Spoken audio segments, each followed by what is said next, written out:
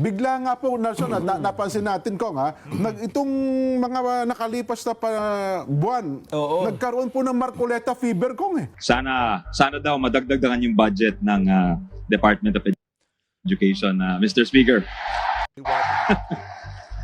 Thank you. Nangako na po si Speaker at ang Chairman ng Appropriations.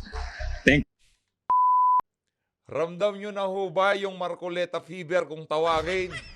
Kasi sa mundo ng social media, talagang hinahanap itong si Congressman Rodante Marcoleta. Gustong marinig mga punto de vista, gustong ma-interview, gustong malaman yung tayo niya sa iba't ibang issue ngayon sa ating bansa. Ano ho bang nangyari sa mga Pilipino? Bakit naloko dito kay Kong Dante? Yan ang pag-uusapan natin. Pero bago ho yan, isang like at isang subscribe lang ho. Masaya ho tayo dito sa PH Update at sa mga gusto sumali sa ating community. I-click nyo lang ho yung join button sa baba. Hayun na nga mga kababayan, pero bago ho yan, bago natin pag-usapan yung video na yan, itong si Congressman Rodante Marcoleta, pasadaan ho muna natin itong mga maiinit na kaganapan ngayon sa social media. Dito sa video na ito mga kababayan, pinatunayan ho nitong si Sani Angara na totoo ang sinasabi nitong si Vice President Sara Duterte na 2 tao lang ang may control sa budget ng sambayan ng Pilipino. At yung 2 tao na yon, babanggitin ho nitong si itong si Secretary Sani Angara dito sa video na to. Pakinggan ho natin itong kanyang mga punto de vista. Ito mga kababayan. you. Happy Teacher's Day, ma'am. At sa ating napakagaling na political leader, ang Speaker ng House of Representatives, Speaker Martin Romualdez. Sana daw madagdagan yung budget ng Department of Education, Mr. Speaker. Thank you. Nangako na po si Speaker at ang Chairman ng Appropriations. Wow! Sino hong nangako? Ulitin natin. Sinong nangako? Game! Thank you. Nangako na po si Speaker at ang Chairman ng Appropriations. Thank you. Nangako. Sino hong chairman ng appropriation? Saldico. Sino hong tinutukoy nitong si Vice President Sara Duterte na may control sa budget ng sambayan ng Pilipino? Tambaluslos, Speaker Martin Romualdez at itong si Saldico. Ako Bicol Party List.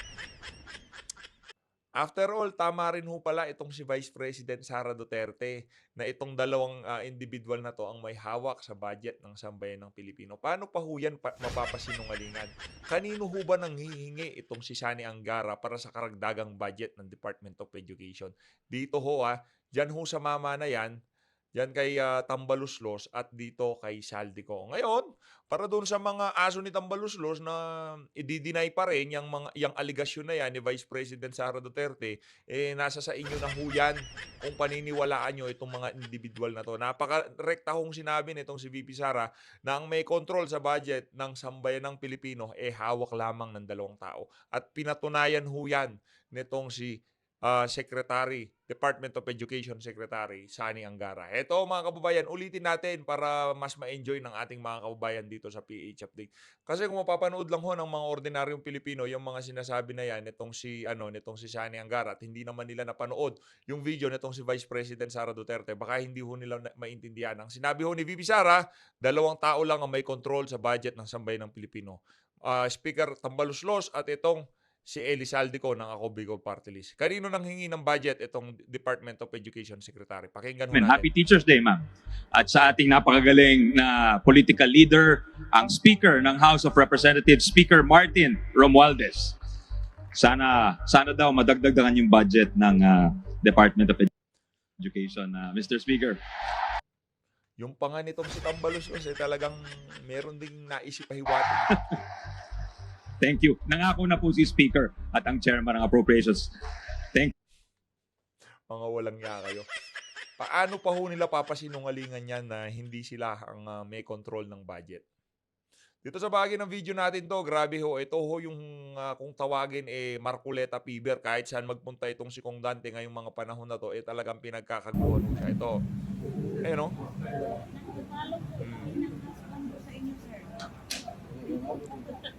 Yan ang tawag ho dyan awareness.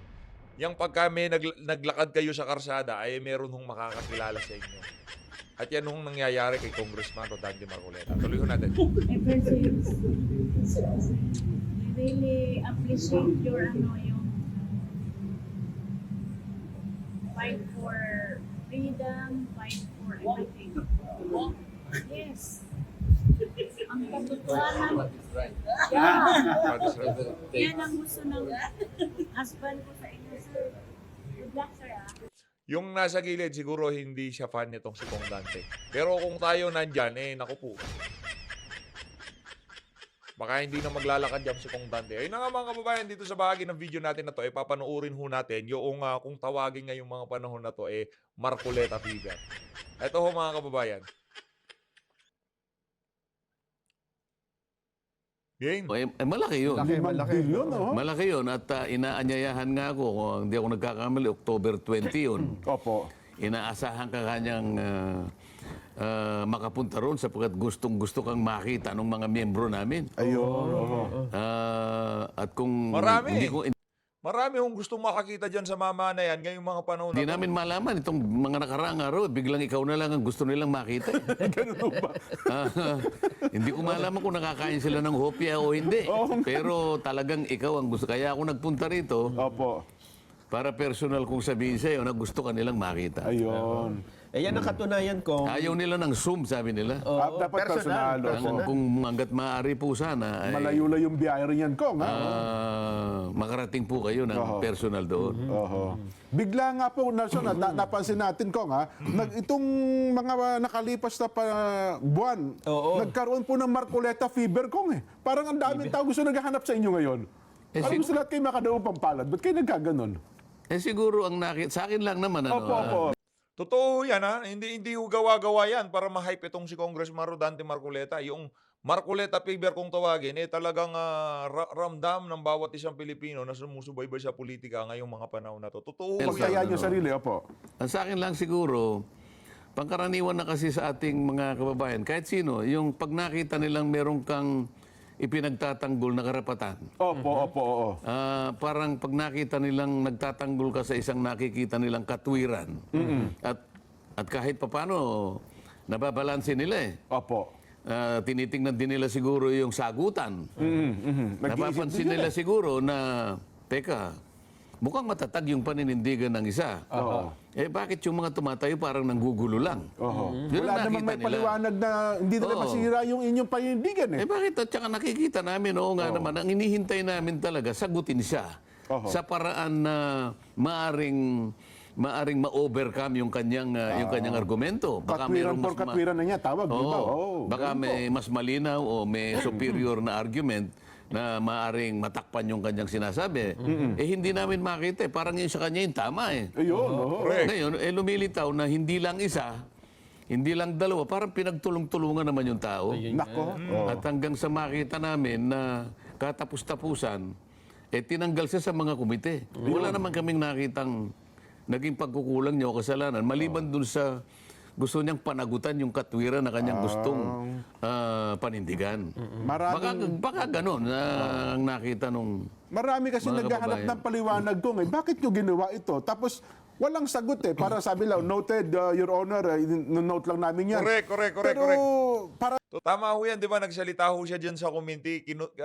Kinustyon niya ho yung pagkakatanggal niya bilang vice chair. Dapat pala, pagka tinanggal ka bilang vice chair, automatic membro ka. Kasi nung bago ka ginawang vice chair, membro ka muna nung committee na yon. At nung tinanggal ho siya bilang vice chair, automatic ho, yung pati yung kanyang pagiging membro, tinanggal din ho siya ng mga aso nitong si Tambaloslos. Kaya malamang sa malamang, isa din ho yun sa mga nakita ng ating mga kababayan na kamalian ng mga aso nitong si Tambaloslos. Yan sa pagkakatanggal nitong si Kong Dante sa iba't ibang mga komite dyan sa House of Representatives. ipaliwanag din, sagutin kung anong dahilan, bakit na ginawa sa inyo, wala Kong kamukha yung sinasabi Question mark, mong noted. Opo. Ipinalitaw ko na nakalabag sila nung katwiran Doon tuntunin. Opo.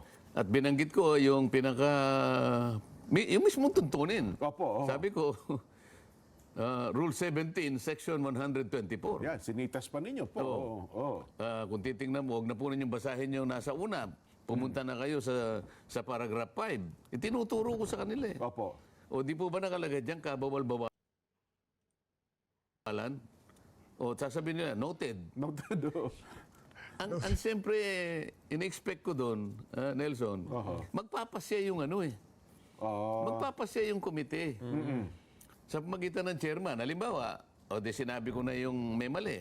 Opo. Meron nga yung mga ngatwiran. Ayan, baka Hindi, para... Mr. Chair, hindi po mali yun. Nagkamali po si Kong Dante. Yun, dapat ganon. Hindi po niya nakita na meron pa pong kakambal na provision doon.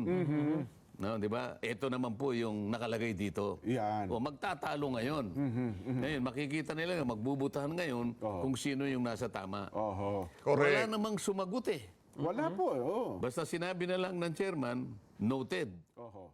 Sapagkat hindi na siguro dapat pagtalunan kasi hindi ka na miyembro dito. Aba, hindi ganun ang Pilipino, Jen. Nag-iisip na ang tao ngayon po. Hindi ganun ang Pilipino. Opo, oho. Mukhang nagkulang sila sa punto na yon kung ano. Well, siguro sa ibang araw, kung doon ko yung pangalawa, isang mahalagang bagay, napag-usapan natin yung kooperatiba, importansya. Yun hong importansya naman ng barangay, napakadami nito kong. 42,000 ito sa buong Pilipinas. Eh, palagi ko ngang sinasabi, Opo. nung isang araw, kailan ba ito? Kahapon yata, na-interview tayo doon sa isang, ano yung tawag ba yung kamukha nung ginagawa ni Katunying? Opo. Podcast ba yun? Podcast, live, opo. So, inimbita ako doon. Aha. Sabi naman itong mga team namin, mabuti ka niyang makapagpaliwanag kami. Meron silang mga ilang tanong na maaring ito'y makagaganda Opo. sa makakadagdag sa pagpapaliwanag. Kasi mukha namang very basic yung mga tanong. Yes. Pero kailangang malinawan. Di pumunta ako ron. Opo. Ang isa sa mga itinanong nila, ano po yung may contribute ninyo kung sakaling kayo po ay palarin sa susunod na eleksyon. Opo. Isa sa mga naimungkahi ko, Jen, Nelson, yung siguro kako yung dapat nating gawing isa sa mga dapat na maayos natin ay yung oversight function ng Congress. Opo. Kasi sabi ko, kakambal ito kako nung paggawa ng batas eh. Opo. Ano kako yung magiging maganda kung sakasakaling nakagawa tayo ng mabubuting batas. Opo. Ngunit yung pagpapatupad nito ay hindi naman Nababaliwala, opo. hindi naman nababantayan. Sa mga kapatid, isipin ninyo kako, napakahirap para magpasa ng isang batas. Totoo po. Kung minsan suswertehin ka na kung nakapagpasa ka ng batas na, halimbawa, nakatatlo kang batas sa loob ng isang termino mo. Kasi yung proseso ang mahaba rito eh. Totoo po. Di ba? Magmula sa komite, makikipagdebate ka na ron. Lahat na ng mga objection, nakikita mo na ron. Maaring magpasya sila o magrekomenda ng amendments. Hanggang sa pagdating sa second reading, Opo. merong committee amendments, merong individual amendments, talagang tatayo ka ron. Opo. Talagang hihimayin ho nila tapos pagka papa-implementa naman, doon ho sumasablay. Nanto ko. Hanggang sa iyan ay mabasa sa pangatlong pagkakataon. At hindi ka natatapos doon. Makikipag-ugnayan ka rin doon sa Senado sapagkat yung counterpart bill, Importante po yun. ganun kasi ang proseso eh. Yes po. So makikiusap ka ron, gagawa ka ng paraan para sa ganun ay maipakita mo rin sa kanila, kailangan ito. Kasi kung walang counterpart doon, Wala rin. mamamatay na lang yung bill mo, sayang ang ginugol mo rito. Totoo po. Sa mga tweed, kung minsan gugugulin mo yung buong termino mo para makagawa ka lang ng isang batas. Isang batas lang po yan, Oh. Gaanong panahon? Hindi lang panahon. Siyempre, yung resources na ginamit ng Kongreso, yun lang pag-uusap namin doon. Yung ginasta naming panahon, ginasta ng man-hours, hindi ba? Yes. Yung empleyadong ginamit namin, lahat ng kasangkapan na ginamit doon, pati pagkain namin lahat na ginugugol namin dyan, para lamang makonsider ang isang batas. Pagkatapos ngayon na ito'y magawa mo, Opo. pababayaan mo na lamang. Naku. Kailangan babantayan mo rin yun. Kaya sabi ko nga, kasing halaga din nung nagawang batas yung pagbabantay nung kanyang pagpapatupad. So yun yung oversight power ko. Yun ang palakasin mo. Yun. Sapagkat palagi na lamang, napakarami na, nilalagay mo lang sa cabinet. Opo. Walang iniwan sa kayong dalawa, bumili kayo ng ang dami yung t-shirt, ang dami yung... Ilalagay nyo lang sa cabinet, di nyo naman sinusuot. Wala rin. Ano ba yun? Dekorasyon? Oho. Mabuti na lang kung halimbawa mapaglumutan doon at kakainin ng ipis halimbawa. At least yung ipis na kinabang. Pinag-uusapan natin dito. Kaya mo nga ginawa yun eh. Opo. Para sa ganun, makatulong sa ating mamamayan. Oho. So, doon kung ang pag-uusapan natin yung oversight power ko, ano, doon sa Yung sinasabi mo kanina, opo, yung local sa- government Ayan, code. local government code. Tsaka siyempre, yung mga barangays natin. O kailan ba nagawa ang local government code, Mr. Avatar? Ako, ano pa Nelson? po? Nene Pimentel yan po, naalala ko. Oh, Father of local government code. anong taon Ginawa ang nung local maipasa government ang code. local government code? Mga tagal na yan. Republic Act Oho. 7061 na tayo. Oho. Kasi natatandaan ko yan, Nene Pimentel lang nagpasa, kaya tawag sa kanya. 1991, tama ba yung Avatar? Yan. The 1991 local nga siguro. government code, Oh, yan. also known as RA 7160, was enacted on October 10, 1991. Yun, Oo, yan. sakto nga. Oo. Anong ang Republic Act 7160? 7160. Oh, Oho. was enacted in 1991. Yes. Oho. October 10. So, ilang taon nang Malapit nakararaan? na pala anniversary ko. Oho. Ilang taon nang nakararaan? Mahina talaga ito. Matagal na, no? Kaya kami nag-broadcaster ko, mahina kami sa mat. 33 taon nang nakararaan. Kasi tanda ko na pala.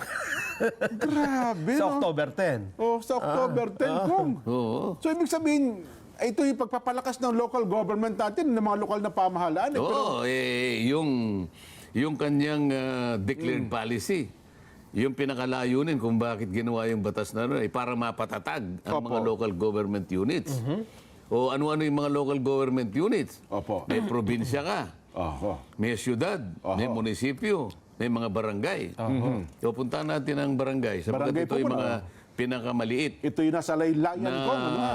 unit, pampolitika na ng ating bansa. Kanina may sinasabi kang bilang ng mga local governments. O more or less, mga 42,000 Mga barangay. po. Opo, 42,000 sa buong Pilipinas yan, Kong. Ilan sa palagay mo sa mahigit na 42,000 barangays ang nakatitindig sa kanilang sariling paa? Ibig sabihin, Oho. hindi sa palaging nakaabang ang mga palad na pupunta sa congressman, Nako. pupunta kay mayor, pupunta kay gobernador, pupunta sa Malacanang, nahingi ng kung ano-ano. Wala po kaming ambulansya, wala po kaming rescue vehicle. Nako. Ito po drainage namin ay ganito. Wala po kaming ospital. Oho. Wala po kaming barangay hall. Nako. Di ba? Oho. Wala po kaming resettlement area. Yung drainage po namin ay puro ganito po. Ala pong maparadahan ng mga tricycle. Oho. Napakarami pong yung tanod po namin ay kukunti samantalang napakalaki po ng area namin. Baka out of 42,000 ko, baka 41,000 yan. Yung mga talagang hindi, sabihin na hindi makatayo sa sariling paan ng kanilang mga barangay. Halos, ganun. Halos, mantakin nyo. Sa mga tweet, kung halimbawa, actually, sa pag-aaral namin, 2% lang ang nakatatayo sa sariling paa. Out of 42,000, 2%. Oo, so halos 800 barangays lang sa buong Pilipinas. Oho. So halimbawa, Barangay Holy Spirit. Sa Quezon City, yan. Oh. Yan, matatatag yan, ha? Barangay- Barangay Commonwealth. Oho. Barangay Forbes Park. Yan, opo. Barangay White Plains. Yan, oho. Barangay Magallanes. Oh. Mga mayayaman yan. Eh. Oh, barangay Barangay Baclaran, dyan sa Parañaque siguro. Yan, malaki din ang kita niyan. Eh. Pasig, madami rin. Mayayaman. Barangay Katiklan. Barangay Barrio Capitolio. Yan, sa Pasig. Oh, Barangay Araneta Center. Bagong Yan, mga ano yan, ang mga kapitan diyan ang tinatanggap na honoraria ay naglalaro between 30,000 to 35,000 Per month, Kong? per month. Ba, pwede Ang na. tawag diyan ay honoraria. Ngayon, alam nyo na ho kung bakit merong Marcoleta fever kung tawagin ngayong mga panahon na to, no? Dahil yung mga, yung taba ng utak nitong mama na to, at kahit anong ilatag yung topic dyan sa mama na yan, meron at meron ho siyang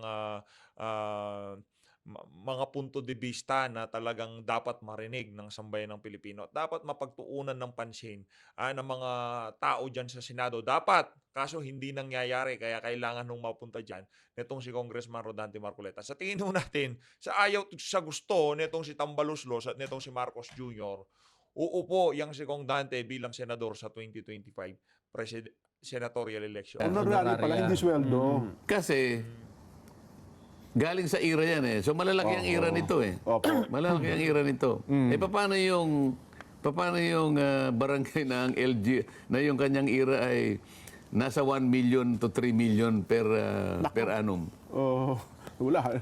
5,000 pesos. Wow. Ang Ang isang honoraria ng barangay. Ito yung marami. kaawa-awa Ito yung sinasabi kong nandun sa 98%. Grabe. Oh, bakit ngayon, bakit ganito ang nangyari? Nasa pagpapatupad. Oho. Opo. Saan ka naman nakakita? Sa ngayon, magkano ba yung average na kinikita ng ating mga kasambahay sa Maynila dyan? Parang ang minimum wage nila ngayon ay mga 8,000 na po. Kung 8,000 pesos. Metro Manila, oho. O yung kapitan ay 5,000. Pero 24/7 ang kanyang pananagutan. dapat pa nagkasambahay na lang yung Di ba? yung kapitan. No? Samantala yung kasambay, nakakatulog naman yan. Opo, Nakakapagpahinga yan. At bawat linggo, may rest day yan. Oo. Ang kapitan, natutulog, nagigisingin mo pa eh. Opo. Correct. Nag-away lang yung kapitbahay, nawala lang yung manok, kaya gigisingin ho yung si kapitan. No, tapos ang nakukuha niyang sweldo, yan hong aayusin ni Kong Dante pag napunta siya sa Senado, di ba? Nako. Tanod, magkano yung tanod? Average. Ano lang yan? Across the Philippines. Baka- Isa Ito, realidad. Minsan yung mga tanod libre lang. Minsan yung mga tanod pang merienda lang. Pagka may piyestahan, kainan lang. libo. Isang buwan po. Kuminsan 800 pesos. Ganon din ang BHW. Nako. Paano yung miyembro ng Lupon Tagapamayapa? Yan. Oo. Sergeant at Arms nila, ano ha? Merong isang barangay, kinuwenta namin eh. Tinanong ko eh. Magkano ba ako yung honoraria ng mga miyembro ng Lupon Tagapamayapa? 1,000 pesos po. Akala ko naman, bawat isa, 1,000 pesos per month. Maganda na yun. Ayun na nga mga kababayan, ngayon naiintindihan nyo na kung bakit lumalaganap yung Marcoleta fever ngayong mga panahon na to. Suportahan lang ho natin. Sa ayat sa gusto ng mga tambaluslos, uupo yung Senado. As always, kung hindi nyo pa napanood itong video na to, click nyo lang. Maraming salamat to mga kababayan. Mahalin natin ang Pilipinas.